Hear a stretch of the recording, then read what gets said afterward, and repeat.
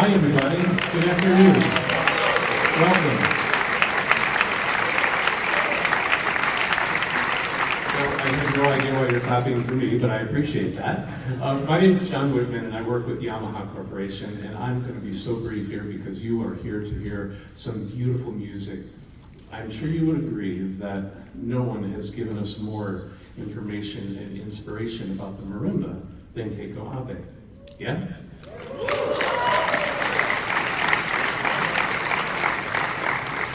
Well, I cannot imagine having three more qualified people here to share and to inform and to inspire us about her newest book than Michael Udow, Eriko Daimo, and Pius Cheung. Would you please help me welcome to the stage, Michael Udow.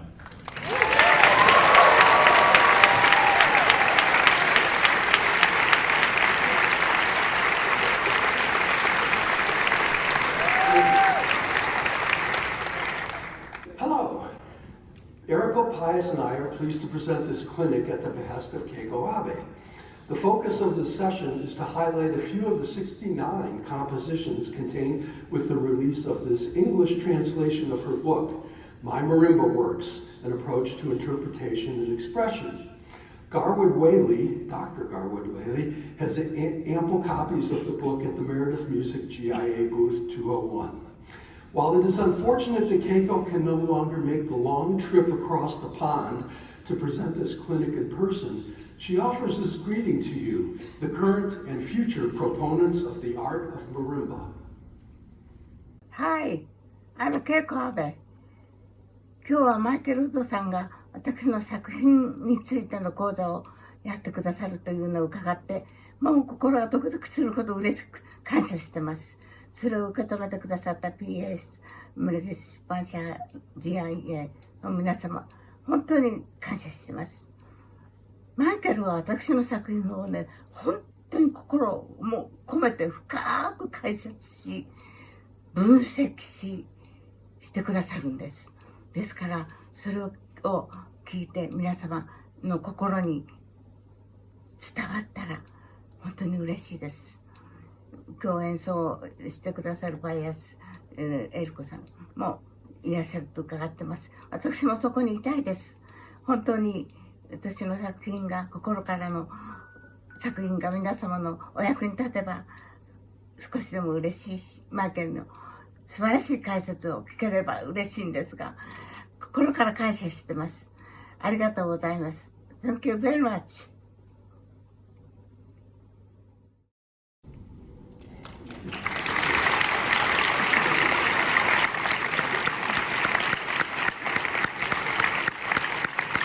That was very kind of Keiko to offer that greeting to you.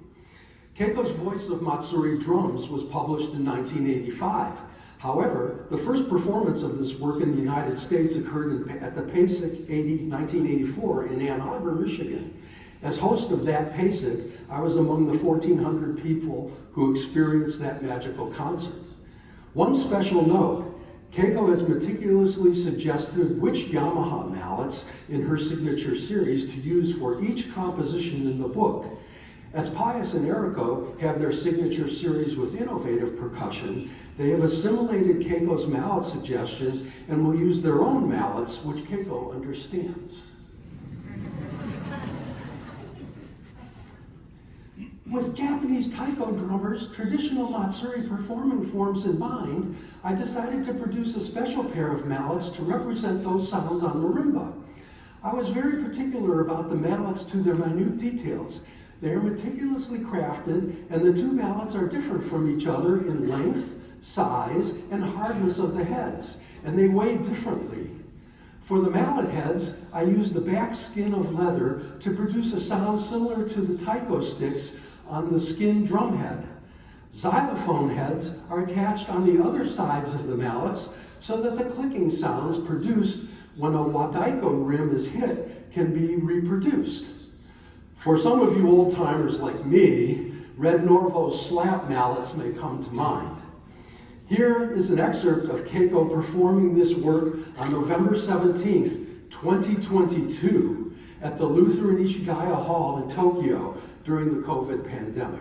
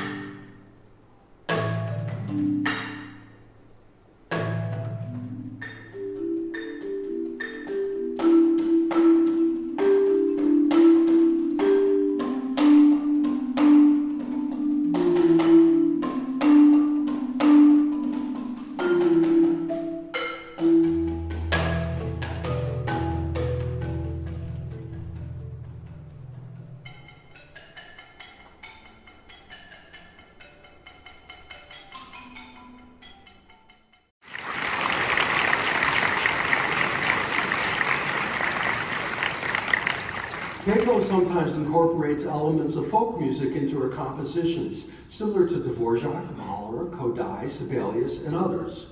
Dream of the Cherry Blossoms, utilizing the Sakura theme, immediately comes to mind. And one chapter in the book is devoted to that work. However, we have selected variations on Japanese children's songs to share with you today, as the folk melodies and cultural references are intertwined, as you will hear. Keiko prefaces this series of works with these remarks. Some Japanese children's songs have gloomy lyrics. They are for children, so you would expect the lyrics to be cheerful and bright, but some are very ominous and sad. I composed a piece based on Toyansei and Teruterubozu because I was inspired by their enigmatic, gloomy, and profound lyrics. Please welcome Eriko Daimo and Pius Cheung, who will play these two well-known folk melodies.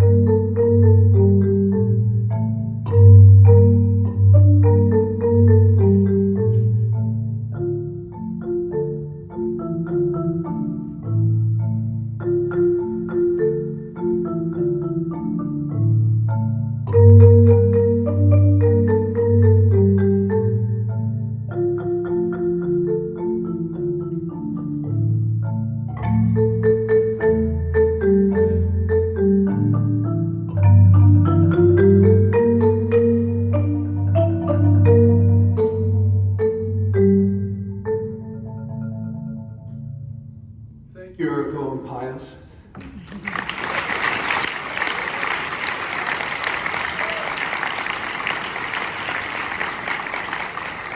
That was the Toransei melody. Professor Naoko Sugiyama, who provided the original translation of this book into English, offers these remarks about Teruterubozu, the doll, and the story behind it.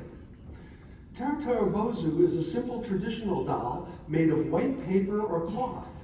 Children used to hang the doll by the window to wish for good weather. The lyrics describe a child addressing the doll. First, the child simply asked the doll to bring a beautiful sky that appeared in a dream. Then, the child tells the doll that it will be rewarded with plenty of sweets if it brings good weather. Finally, the child threatens the doll that its head will be chopped off if the weather does not turn out to be good. Eriko and Pius will now play the Teruterubozu melody.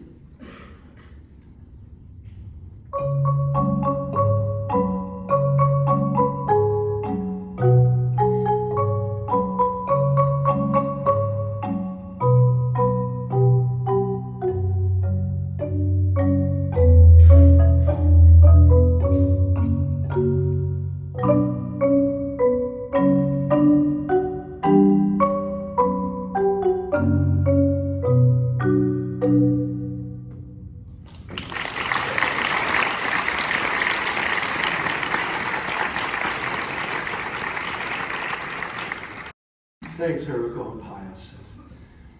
Keiko offers this perspective. In an age when composers and performers are considered to belong to two completely different categories, the late president of Yamaha, Genichi Kawakami, had an opinion that in the category of classical music, they should belong together and should be considered as equals.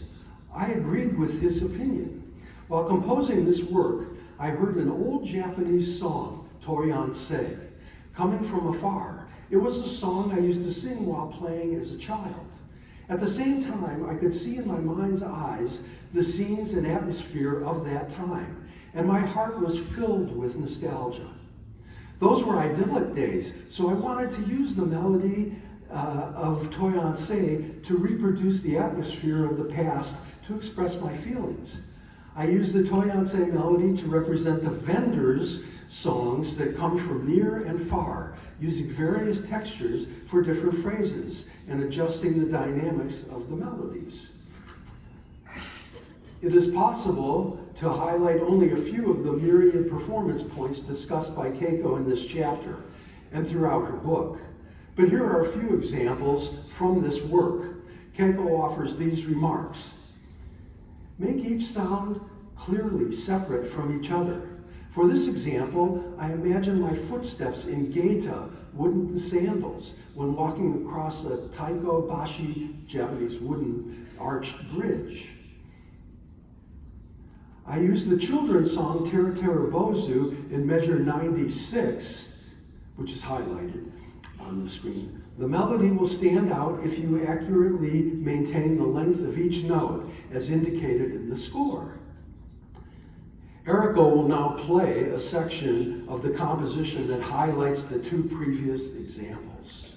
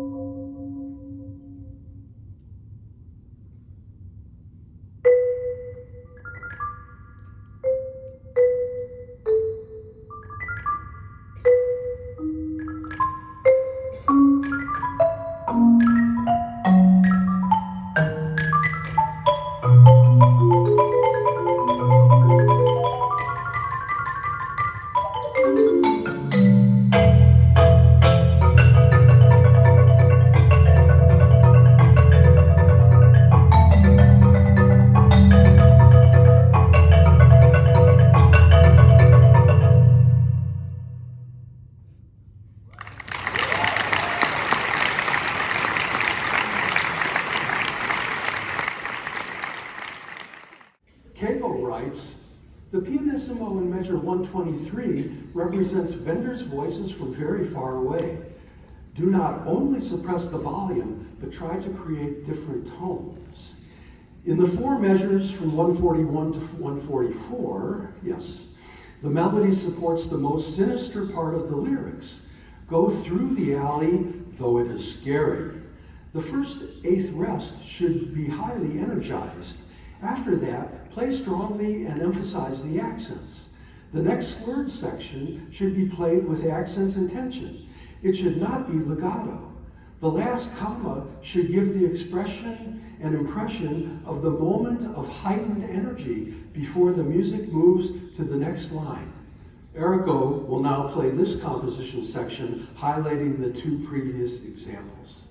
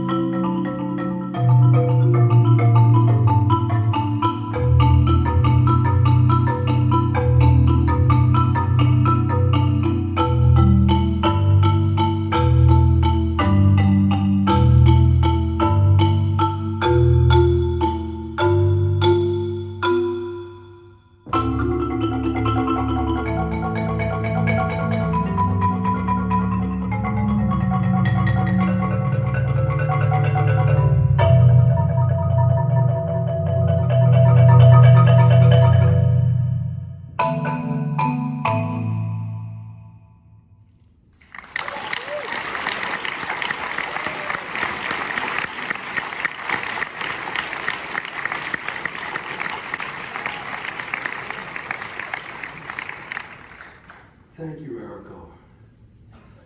The series of works, Tambourine Paraphrase, also began as a solo composition. Keiko offers these comments as to how Tambourine Paraphrase came to be.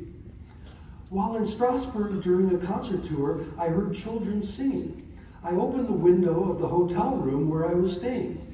2 children about 3 or 4 years old were playing with pebbles and sang French folk songs. I was fascinated because the sight was adorable. The charming scene instantly inspired me to create music, so I wrote down the melody. Out of the fragments I collected, I composed this piece. I wanted to make it multifaceted by adding visual impressions to the joyful atmosphere and lovely melody. So I used special techniques, such as striking the sticks together and dampening the bars. I expressed the idyllic scenery by repeatedly using the sound pattern with the left hand playing the perfect fifths, which is muted. The vividly light-hearted and lyrical right-hand melody expresses a cheerful, pleasant atmosphere. With its visual images, I hope this piece is enjoyable for many people. The various techniques and their special notations are seen in this next slide, which is clear in the book. Pius will be performing examples from this composition. Keiko states, the theme starts at the leggero, measure 24. Take a deep breath before this measure and concentrate on the beginning of the theme. Contrast the theme with the smooth phrasing starting from measure 26. Pius will now perform an excerpt from this composition starting at the beginning.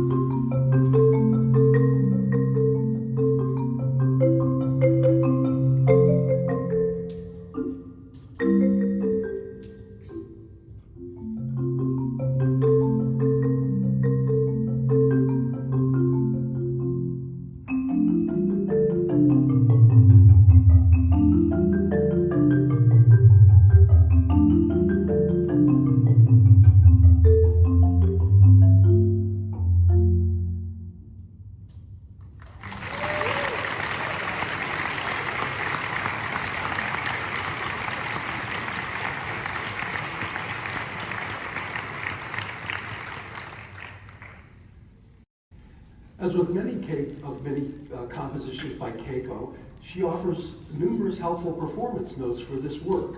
This is the final performance note for Tambourine Paraphrase. It is important to clearly contrast different volumes and follow the expression marks throughout the music. In so doing, the tonal variety and the lively stream of music will be created naturally, so you will have more fun playing as well. Pius will begin at measure 74.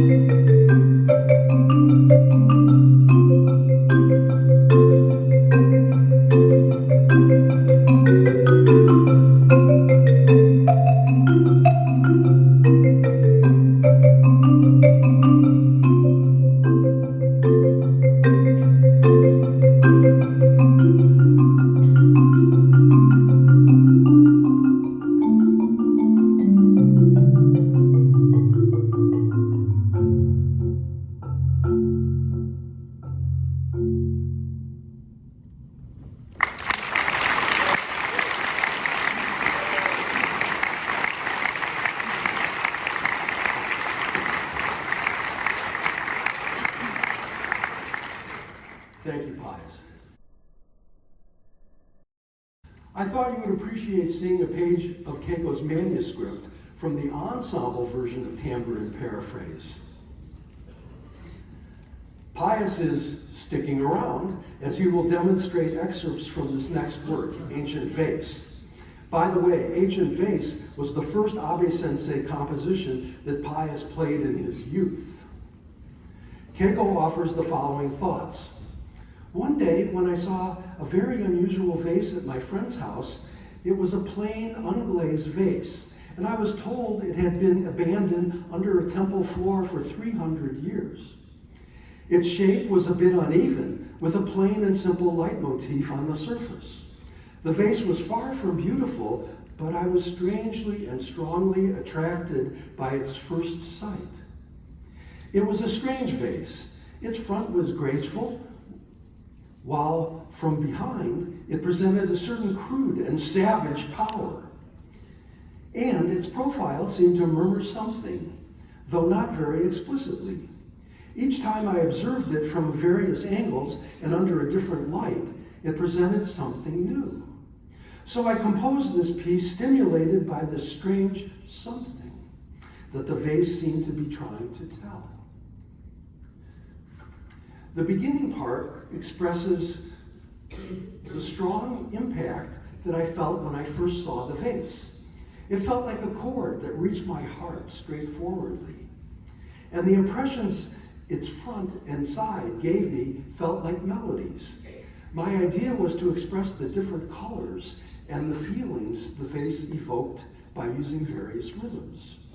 That is, by changing how each note was divided differently. Meanwhile, by not changing the tempo and keeping it the same from the beginning to the end, I could represent this vase as one object with many different facets. These ideas about the structure came to me when I saw this vase, which was a very strange feeling. So I went home and played improvisations, and by doing this, I developed the images into something more concrete, which became this piece. In the performance notes, Keiko shares these thoughts. The first chord expresses my astonishment when I first saw the vase. Play this accentuated chord with tenuto, with tension, and with energy. The one octave sound after the first chord also requires energy, but use an extra soft mallet for your left hand and make it louder than your right hand. If you hit your medium hard mallet with strong impact, its overtones will be emphasized too much at this range, reducing the dynamic power and dramatic power. The phrase starting from measure 9, beat 4, should be performed like a tender song, coming from a far distance, totally different than the previous robust approach. Though discontinuously, this song develops into a third and fourth lines with intermittently dispersed chords that express astonishment. For measure 37, use an extra soft mallet for your left-hand melody line. Use the same mallet for the melody of measure 39. From here, the same extra soft mallet should be used for all the melodies played for the bass part.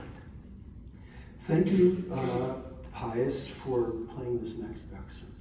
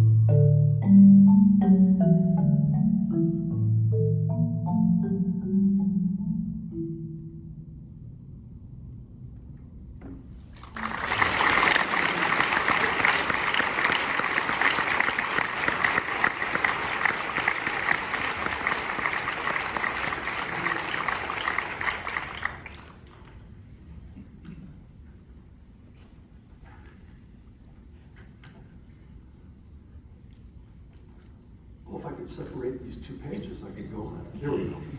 Thank you, Pius, for sharing this excerpt with us. Reminiscence was commissioned in 2022 by the Juilliard School for their pre-college division and premiered by Eriko Daimo at Juilliard. The following are Keiko's introductory remarks regarding reminiscence. I tried to summarize my whole life into this music. I expressed various memories that built up my life and represented it in musical form. The flow of time that will never come back. I had the idea for a while, and I had definite structure in mind. So I had fun creating it. Most of my compositions are based on improvisational performances, but this work was issued from my memory. It came out naturally, and I wrote it down. It starts very softly on C2, the lowest key of a 5-octave marimba. The intervals get shorter, and the energy accumulates. I wanted to start this composition with the lowest C sound of the 5-octave marimba that I developed together with the Yamaha Corporation. The theme develops into a chorale representing various memories of my past. Fragments of the cheerful melody representing my happy memories of traveling with my family members are inserted in different places. The memory filled with music of my performances with the musicians who are no longer with us comes up as heightened energy and is expressed as such in another part. In between, the thematic melody reappears sometimes calmly and sometimes as a powerful force. The Japanese title, Koki no Nagare, literally means flowing of time. But when I think of the flowing time of the past, I feel evanescence from the irrevocableness of that time. So for the English title, I chose reminiscence instead to convey the nuance. A few performance notes. The C at the beginning should keep the indicated duration and make use of the mallet handling technique to keep the rich resonance while the sound lasts. The right hand at the beginning expresses the mysteriousness and feeling as if something is quietly getting closer from far away. In contrast, the left hand expresses the reality of one's state of mind. Feel and express adequately the musical differences between these parts. At the indication of quarter note equaling 104, these two merge and materialize into one energy. The performance should make the last forzando the peak of the energy. The long fermata after that should be long enough to settle that accumulated energy down. From Dolante, the theme expresses the pain I feel when I reflect on my life experiences. This theme reappears in different forms throughout the music. Therefore, play so that the theme will be heard clearly.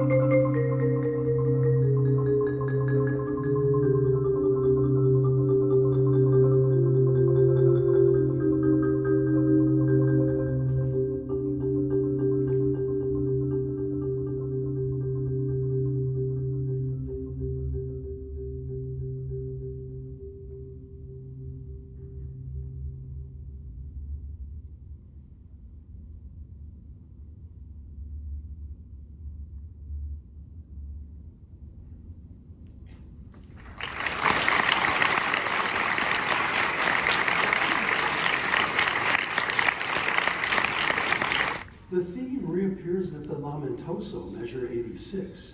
It is the development of the original theme from measure 2, and in a different form sound.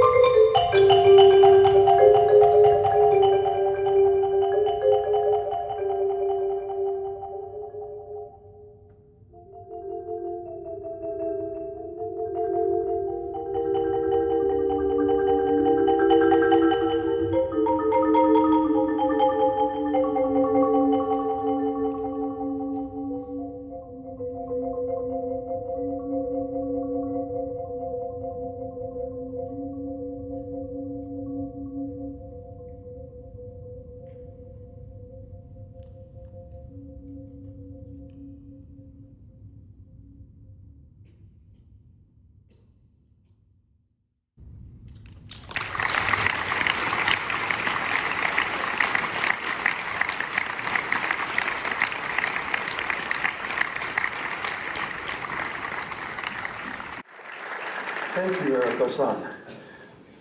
Pius and Eriko will be presenting Prism 2 in its complete performance for two marimbas.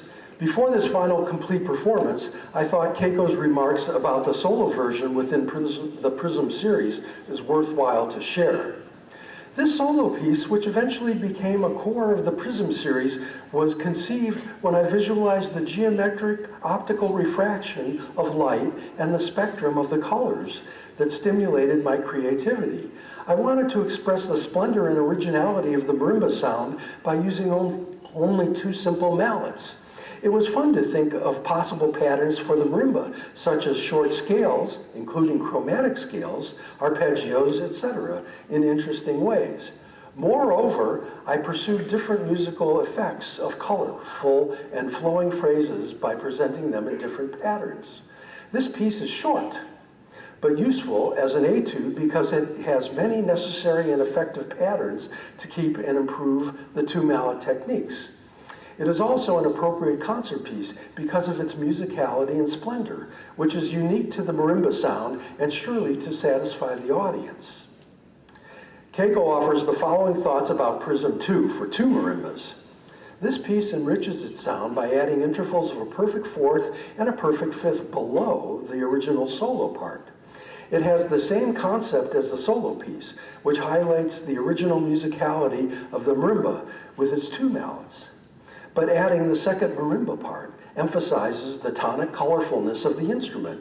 Moreover, adding the second marimba creates a third-dimensional depth, especially when the first marimba repeats the same sound while the second marimba repeats the melody line.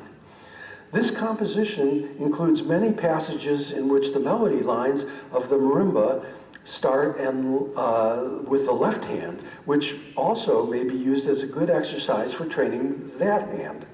It is fun and exhibits expressive variety, which is characteristic of duo pieces. Before we welcome Pius and Eriko for this final performance of the composition, in honor of Keiko and of Pius and Eriko, I came up with this idea this morning. In Japan, it's not uncommon at the end of a special event that there'll be a leader who will do ipai, which is actually a narrator goes a special sound and indicates that everyone clapped together. So will you please join me in thanking Eriko and Pius for their brilliant performance and for Keiko for her career and exceptional contribution to the art of marimba. Yo! Thank you.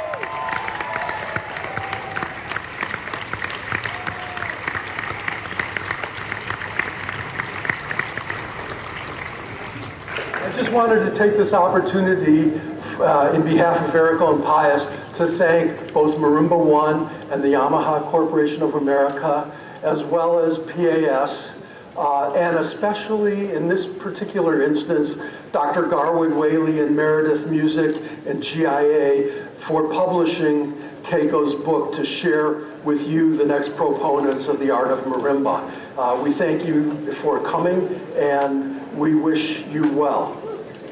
Thank you.